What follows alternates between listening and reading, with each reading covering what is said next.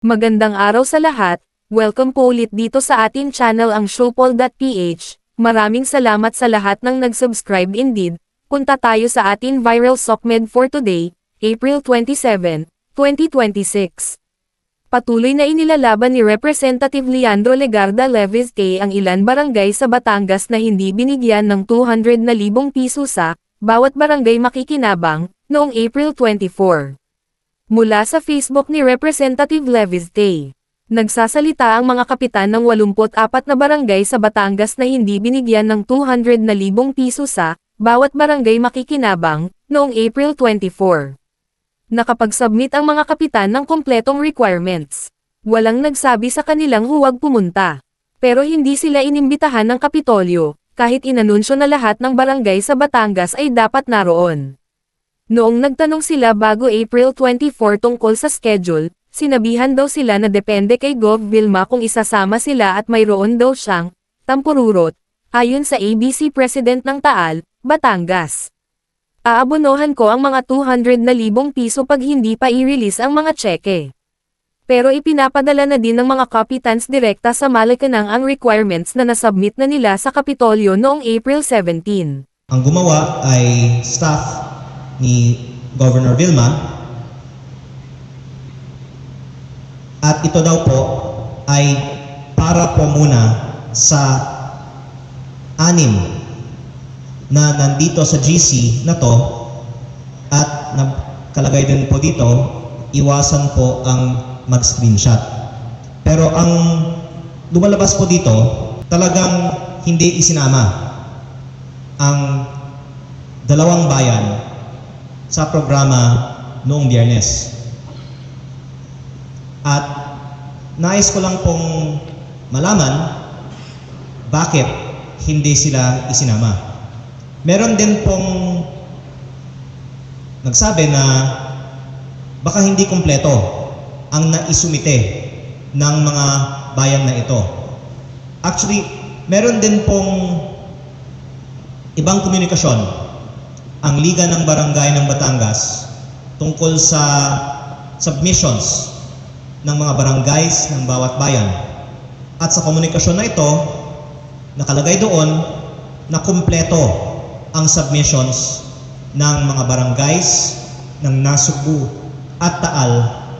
Ang 84 barangays ay nakapag-submit na ng kanilang requirements noong April 17 pa.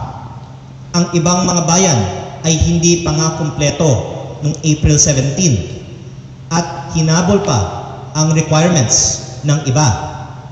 Pero ang mga kasama natin ngayon ay mismong pumunta ilang beses sa Batangas City para isumite ang kanilang mga requirements at in fact meron din resibo ang ating mga barangay officials patungkol sa submission nila ng requirements sa Kapitolyo. Kaya nais ko lang linawin lahat nito para lumabas po ang katotohanan. Dahil ba hindi na isumite ang requirements, kaya itong 84 ay hindi na isama? Hindi po totoo.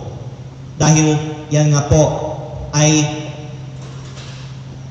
may komunikasyon nga na sila ay nakapagsumite bago pa ang iba.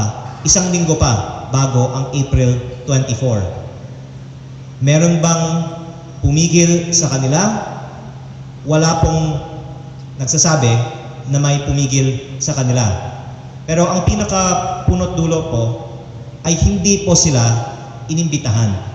At ayon po sa pahayag ng iilan sa ating mga kasama, nung nagtanong sila, sinabihan pa sila na hindi sila kasama sa April 24.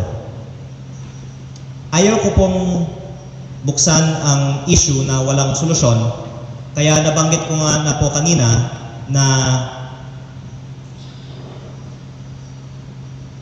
ang ating mga kasama dito ay magsasubmit na ng kanilang mga requirements direkta sa Malacanang kung saan nanggagaling ang pondong ito. siguro naman hindi dapat magtagal pa ang pag-release ng mga cheque at ito po ay ipinangako na ibigay sa lahat ng 1,078 barangays ng Batangas last Friday.